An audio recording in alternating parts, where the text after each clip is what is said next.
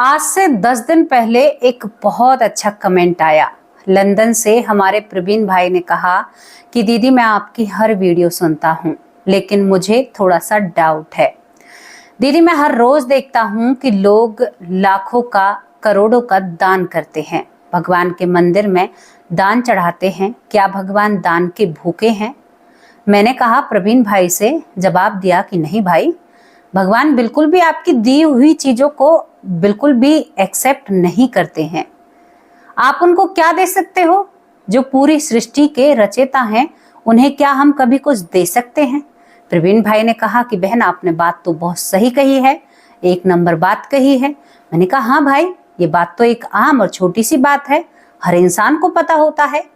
यहाँ पर प्रवीण भाई कहते हैं कि बहन मुझे कोई ऐसी स्टोरी या ऐसी घटना बताइए जिसमें साक्षात समझ में आए कि भगवान किसी के चढ़ावे के भूखे नहीं है, भगवान भाव के भूखे हैं। मैंने कहा हाँ भाई, ऐसी तो अनंत और बहुत सारी घटनाएं हैं जो इस संसार में, सृष्टि में पहले से ही चली आ रही हैं, जहां पर भगवान किसी के धन दौलत के भूखे नहीं है। अरे वो जो तुम्हें दे सकते हैं वो तुमसे क्या ले सकते हो और तुम क्या दे सकते हो उन्हें? तुम्हारी क्षमता ही नहीं है उन्हें देने की।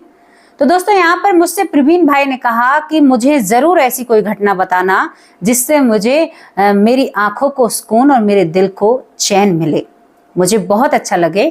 तो एक भाई की फरमाइश पर मैंने 10 दिन तक रिसर्च की और एक घटना बड़ी ही मुश्किल से जो सत्यता पर रखी है उसको लेकर आप लोगों के सामने आई हूँ। प्रवीण भाई, आज की घटना को ध्यान से सुनना, केवल आपकी फरमाइश पर मैं ये स्टोरी लेकर आई हूँ। हालांकि ऐसी घटनाएं मैं अपने चैनल पर और भी बता चुकी हूँ, लेकिन आज मैं बताऊंगी आप लोगों को कि भगवान आपके सोने चांदी, धन दौलत, जेवर, पैसे, या आप लोग कहते हैं ना कि भगवान मुझे लाखों कमवा दो, मैं आपको 1000 का चढ़ावा चढ़ाऊंगा।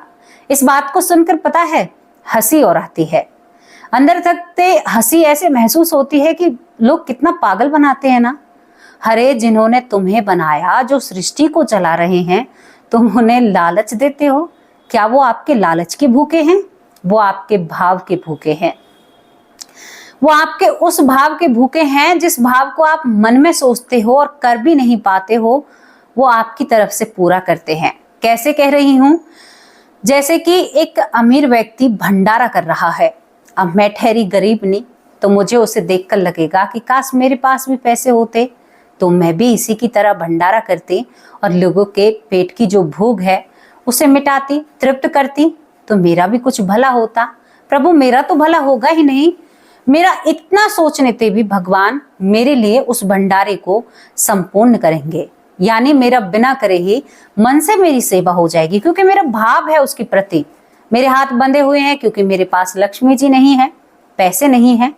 आज एक ऐसी ही भाव से और भक्ति से भरी हुई घटना आप लोगों के सामने लेकर आई हूं जो सत्यता पर रखी हुई है, जिसके ऊपर बॉलीवुड की एक मूवी भी बनी है। और दोस्तों यहाँ पर जातियों के बारे में मैं बात करूंगी, तो इसके बारे में ये बिल्कुल मत कहना कि बहन आप जाति बात कर रही हो। जातिवाद करना हमारा कोई उद्देश्य नहीं है। मैं आपको साफ शब्दों में बता देती हूँ, जाति हम जैसे लोगों ने या हमारे जैसे समाज ने ही बनाई है, लोगों की बनाई हुई जातिवाद है। भगवान ने किसी को जाति के रूप में नहीं भेजा। भगवान ने नहीं कहा कि भाई हम इस जाति को बना रहे हैं या उस जाति को बना रहे हैं। तो बिल्कुल भी ये कमेंट नहीं आने चाहिए, क्योंकि मैं जातिवाद बिल्कुल नहीं करना चाहती, लेकिन इस घटना के तार कुछ इस तरह से जुड़े हुए हैं जो आप लोगों को समझाना जरूरी है, और समझ में आपको जब भी आएगा जब मैं इस तरह से बताऊंगी। तो चलिए, क्या आप सुनने को तैयार हैं? एक भक्ति से भरी हुई, एक भक्ति के मार्ग पर पहुंचाने वाली और एक भक्त और भगवान के मिलन की कहानी। आज शेरों वाली माँ के बारे में बताएंगे और यहाँ पर वाल्मीकि समाज से ये घटना जुड़ी हुई है। दोस्तों एक गांव होता है और गांव में एक सुभद्रा नाम की लड़की होती है। सुभद्रा करीबन 5 साल की होती है। 5 साल की उम्र में वो मंदिर में माता रानी को देखती है। यहाँ पर इस गांव में बहुत पुरानी बात होती है, और आपको पता है उस जमाने में जो वाल्मीकि समाज था या कुछ और समाज थे, उनको मंदिर में जाना वर्जित था। हालांकि आज ऐसा कुछ भी नहीं है, आज हमारा देश बहुत आगे बढ़ चुका है, लेकिन एक दौर ऐसा भी था कि जब वाल्मीकि समाज या और कुछ समाजों को मंदिर में प्रवेश वर्जित था, और ये शायद हमारे ही लोगों की मानसिकता थी। इसी की वजह से हमारे भारत जैसे देश के टुकड़े हुए थे। क्योंकि कभी हम ही एक नहीं हो पाए तो औरों ने, जो बाहर की आक्रांताएं थे, उन्होंने इस बात का बखूबी फायदा उठाया और इन चीजों से बहुत लाभ उठाकर इस देश को कंगाल बनाने की कोशिश की। आपको पता है, एक दौर वो भी था जब भारत का रुपया आमतौर पर सभी देश में सबसे नंबर 1 पर था। लेकिन आज क्या परिस्थिति है? हमारी गलती थी, और अपनी गलती को स्वीकार करना बहुत बड़ी बात होती है, और ये दोस्तों हमारी गलती थी। तो चलिए आपको लेकर चलती हूँ सुभद्रा की तरफ। सुभद्रा को माता रानी बहुत अच्छी लगा करती थी। जो शेरों वाली माँ थी वो बहुत प्यारी लगा करती थी। सुभद्रा 5 साल की उम्र में माता रानी की बलाएं लिया करती थी। जैसे इस तरह से भगवान की बलाएं नहीं लेते हैं, इस तरह से सुभद्रा किया करती थी। तो पंडित जी देखकर इस सुभद्रा बच्ची को बहुत खुश हुआ करते थे। लेकिन समाज के डर से पंडित जी भी सुभद्रा को मंदिर के अंदर प्रवेश नहीं करने दिया करते थे। लेकिन पंडित जी ने सुभद्रा के लिए इतना कुछ कर रखा था कि तू मंदिर की सीढ़ियों पर बैठकर माता को निहार सकती है। सुभद्रा 5 साल की उम्र में सुबह 4 बजे उठकर मंदिर पहुंच जाया करती थी। धीरे धीरे सुभद्रा 8 साल की हो जाती है। 8 साल की उम्र में वो अपने पिता से एक सवाल करती है। कहती है कि पिताजी सभी माता रानी को नजदीक से देखते हैं, मुझे क्यों नहीं है? माँ को नजदीक से देखने की इजाजत मुझे क्यों नहीं है? तो सुभद्रा के पिता के आंखों में आंसू आते हैं। कहता है कि बेटी, शायद हमारे कर्मों का फल है। जो इस समाज ने ऐसी रीति और रिवाजें बनाई, हमारे कामों के हिसाब से हमें जातियों में बांट दिया। जिसने जो काम किया उसे उसी जाति में बांट दिया। तो दोस्तों यहाँ पर जब ये बात अपने पिता से सुनती है तो वो कहीं ना कहीं बहुत समझदार लड़की थी। सुभद्रा जो होती है वो समझ जाती है कि मेरे पिता मजबूर हैं और मैं पिता को ज्यादा मजबूर नहीं करना चाहती। वो तो प्रेम दीवानी थी शेरों वाली की। उसे दुनियादारी से कोई मतलब नहीं था, उसे जातिवाद से कोई मतलब नहीं था। केवल वो माँ भगवती को ही देखा करती, निहारा करती।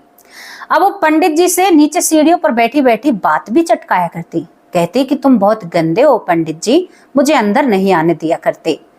पंडित जी भी उसकी बातों का बुरा नहीं माना करते थे। कहते थे कि बेटी, मेरे हाथ बंधे हुए हैं। जब वो 8-9 साल की हो जाती है तो वो कहती है कि पंडित जी, मुझे मंत्र तो सिखा ही सकते हो ना, आप दूर से मुझे मंत्र बता देना, मैं ऐसे ही मंत्र सीखूंगी। मुझे बड़ा अच्छा लगता है जब आप कुछ बोलते हो ना और माता के ऊपर जल चढ़ाते हो तो मुझे बहुत खुशी होती है। तो पंडित जी कहता है, तो एक काम करना, कल से तू और भी जल्दी आना। मैं 2-2:30 बजे उठूंगा और माता रानी की सेवा में 2-2:30 बजे से लगूंगा, और जब तक गांव के लोग जगेंगे तब तक मैं तुम्हें मंत्र सिखाया करूंगा। अब पंडित जी को बात को सुनकर सुभद्रा अपनी माँ से कहती है कि माँ, मुझे सुबह जल्दी उठा देना, मुझे माता रानी के मंत्र सीखने हैं। माँ सोचती है कि वैसे ही कुछ कर रही होगी। दोस्तों यहाँ पर सुभद्रा की 4 बजने में 10 मिनट पहले आंखें खुलती हैं। जल्दी जल्दी से स्नान करती है। स्नान करने के बाद मंदिर की तरफ भागती है कि कोई जग ना जाए। पूरी गलियां सुनसान। आप हिम्मत देखो उस लड़की की। उधर पंडित जी बहुत जल्दी जल्दी, एक बच्ची का, वो भी माँ का ही रूप था। कहते थे कि पंडित जी को साक्षात माँ भवानी दिखाई दिया करती थी, यानी माँ शेरों वाली उन्हें दिखाई दिया करती थी। तो वो माता शेरों वाली के बहुत बड़े भक्त थे और वो जातिवाद को नहीं माना करते थे। अब जब सुबह सुबह कोई नहीं जगता है तो पंडित जी ने पट खोल दिए थे। माता रानी को जब नहलाता है तो वो चुपके से, पंडित जी भी देखो उसकी बात, वो यहाँ पर सुभद्रा को कहता है कि आज तो 4-5 सीढ़ी ऊपर चढ़ा और आ देख नजदीक से माता रानी को। एक पंडित जी का ये रूप हमें बहुत अच्छा लगा। जब यहाँ पर वो महंत जी लड़की को दिखाते हैं तो साक्षात वो दर्शन करके बड़ी निहाल हो जाती है। अब उसके मन में एक बात आती है कि लोग मुझे माता रानी को नहीं देते हैं, मैं भी अपनी माता रानी लेकर आऊंगी और मैं भी उसको एक ना एक दिन जरूर ऐसे ही नहलाऊंगी, उसकी ऐसे ही सेवा करूंगी जैसे ये पंडित जी करते हैं। अब यहाँ पर 2 ही दिन पंडित जी उन मंत्रों का जाप उस लड़की से कराते हैं। तभी गांव के लोगों को पता चल जाता है। गांव के सरपंच कहते हैं कि पंडित जी, यहाँ की हवा को बदलने की कोशिश मत करो। जो तुम्हारा काम है माता रानी की सेवा करना, वो सेवा करो, वरना तुम्हें इस मंदिर से निकाला दे दिया जाएगा। अब यहाँ पर पंडित जी सुभद्रा के सामने कान पकड़ते और कहते हैं कि बेटा, मेरे हाथ बंधे हुए हैं, अगर मैं ये काम नहीं करूंगा तो मेरे बच्चों का पेट नहीं भरेगा। क्योंकि पंडित जी तो पंडिताई किया करते थे, माता की सेवा में थे। अब यहाँ पर सुभद्रा मंदिर की सीढ़ियों पर बैठकर माता को निहारा करती और माता की बलाएं लिया करती, और कुछ काम उस पर होता ही नहीं है। उसके पिता ने भी बेटी को खुली छूट दे रखी थी। पूरे दिन भर कोई उसे पैसे दे दिया करता तो वो उन पैसों को इकट्ठा करने लगती है। क्यों करने लगती है? क्योंकि उसे माता रानी की प्रतिमा बनवानी है। अब धीरे धीरे वो पैसे इकट्ठा करती है। इसी बीच दोस्तों यहाँ पर सुभद्रा करीबन 17 साल की हो जाती है। 17 साल लग जाते हैं और उसे 4 आने इकट्ठा करने में। पता है आप लोगों को, भक्ति इंसान को ना बावला कर देती है, और जो भक्ति का बावला होता है ना, उसके लिए कोई सीमा या कोई बंदिश नहीं होती है। जब सुभद्रा 17 साल की होती है तो सुभद्रा एक कारीगर के पास पहुंचती है। जो ये आप लोग सिलबट्टे पर चटनी बनाते हो ना, जो चाकियों से अनाज पीसा जाता है, उसके पास जाती और कहती है, एक भाई तुम क्या मेरे लिए माता रानी बना सकते हो? तो ये चाकी बनाने वाला, सिलबट्टा बनाने वाला हंसने लगता है कि लड़की तुम गलत जगह पर आई हो। बेटा मुझे तो कारीगरी आती नहीं है, मैं तो ये मोटा मोटा सा काम करता हूँ, तू किसी अच्छे कारीगर के पास जा। तो सुभद्रा की आंखों में आंसू आ जाते हैं। कहती है कि भाई मेरे पास इतने ही पैसे हैं जिसमें आप काम कर सकते हैं, एक बार मेरे लिए कोशिश तो कर देखो। और सुभद्रा उसके पैरों को पकड़ने लगती है कि भाई मेरे लिए मेरी माँ बना दो ना, मुझे ऐसी माँ चाहिए जिसे मैं खुद जिसकी सेवा कर सकूं। और दोस्तों यहाँ पर जो ये चाकी बनाने वाला था, सिलबट्टा बनाने वाला था, सुभद्रा की बातें सुनकर ये भी भावुक हो जाता है। कहता है कि ठीक है, मैं तुम्हारे लिए कोशिश करूंगा। 4 पत्थर टूटते हैं इसको माता रानी बनाने में, क्योंकि इसे ये काम आता ही नहीं था। हाँ, पर वो पत्थरों की काट छांट कर लिया करता था। अब यहाँ पर ये भी जो कारीगर होता है, जो सिलबट्टा बनाने वाला था, अपनी बेटी को सामने बिठाता है और तब इस प्रतिमा को आकार देता है। बड़े उल्टे सीधे से नैन नक्श बनाकर और एक रूप में माता रानी खड़ी करता है। और सुभद्रा को बुलाया जाता है। कहता है कि बेटी इससे आगे मुझसे नहीं बनेगी, क्योंकि मुझे इतना ही आता है। 4 पत्थरों का नुकसान हो चुका है, लेकिन तुम पर मुझे दया आई थी और तुमसे जो वादा किया था वो वादा तो निभाना था। इसी वजह से तुम्हारे लिए इस प्रतिमा का मैंने निर्माण किया है। अब मुझे 4 आने दो। सुभद्रा 4 आने देखकर और इस प्रतिमा को देखकर सुभद्रा बड़ी खुश होती है। घूमती है, फिरती है, नाचती है, झूमती है, और जो प्रतिमा थी उसे उछाल उछाल कर, जैसे किसी बच्चे को नहीं उछालते हैं, ऐसे गाती गुनगुनाती घर जाती और कहती है कि माँ देखो, आज मैंने अपनी माँ को पा लिया है। अब मैंने अपनी मैया बनाई है, अब मैं इसकी सेवा करूंगी।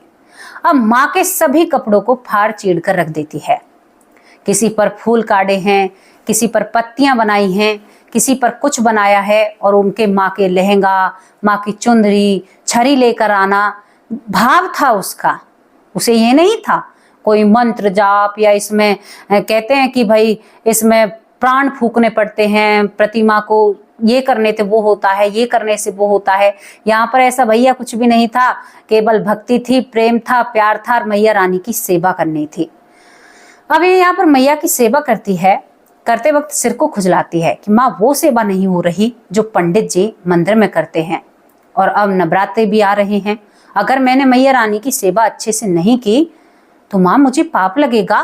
मेरी माँ तो मुझसे बहुत प्रेम करती है। अब ये पंडित जी से चुपके पंडित जी को एक कंकर मारती है। पंडित जी समझ जाते हैं कि नटखट लड़की है, बचपन से पंडित जी को ऐसे ही बुलाया करती थी, क्योंकि छिप तो सकती नहीं थी।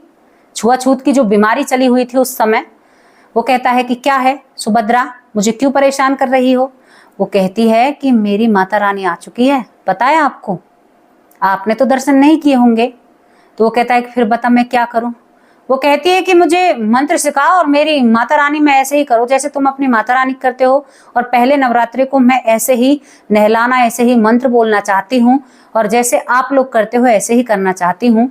तो पंडित जी बड़े बिजी थे, बड़े व्यस्त थे, भाई नवरात्रे चलने वाले थे, बड़े बड़े लोग मंदिर में आने वाले थे। तो वो कहता है कि तू एक काम करना, सुबह 4 बजे लेकर आ जाना, जब तक कोई भी नहीं आएगा। जैसे जैसे मैं मैया को नहलाऊं ऐसे ऐसे ही तू मैया रानी के, अपनी माता रानी जो तूने प्रतिमा बनवाई है उसे सीढ़ियों पर बैठकर ऐसे ही करना, और ऐसे ऐसे माता के लिए जल लेकर आना, भोग लेकर आना, और जल्दी आना।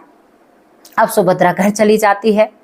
कल के नवरात्रे थे, पहला नवरात्र था। सुभद्रा सोचती है कि खाने में क्या बनाऊं? अब मीठा होना चाहिए, अब घर में देखती है तो ऐसा कुछ भी नहीं था। अब घर में कुछ चावल थे और गुड़ था जो माँ किसी के घर से मांग कर लेकर आई थी।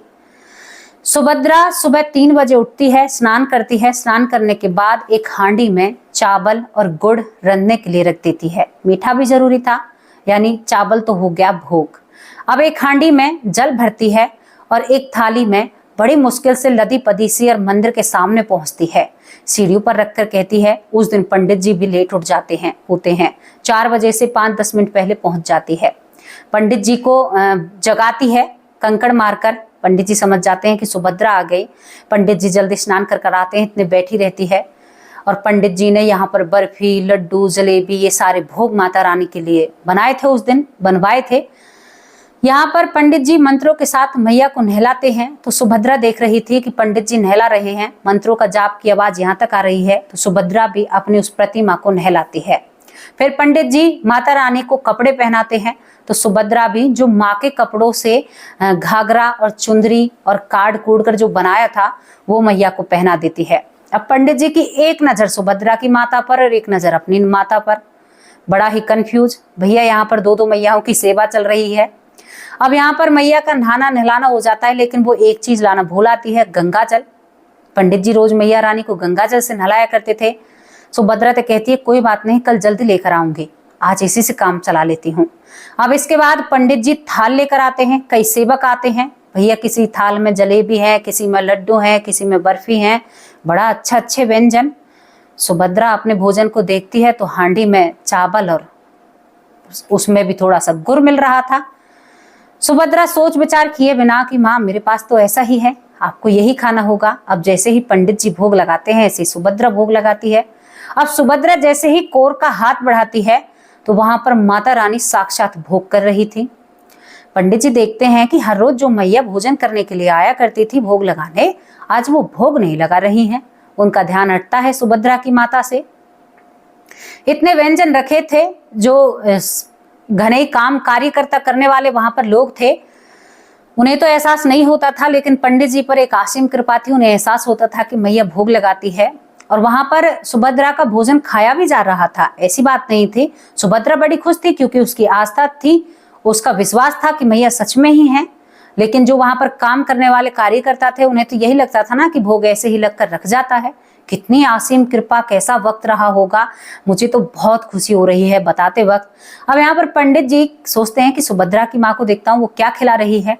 देखता है तो साक्षात यहाँ पर जो शेरों वाली माँ है सुभद्रा की माँ में विराजमान है और वो भोग लगा रही है गुड़ से मिले हुए चावलों का, और वो बड़े मजे से उन्हें खा रही हैं। पंडित जी वहां से उठकर जाते हैं, कहते हैं कि मैया ये तो कोई अच्छी बात नहीं हुई, हमने इतने सारे व्यंजन बनाए और आप सुभद्रा का गुड़ और चावल खा रही हैं।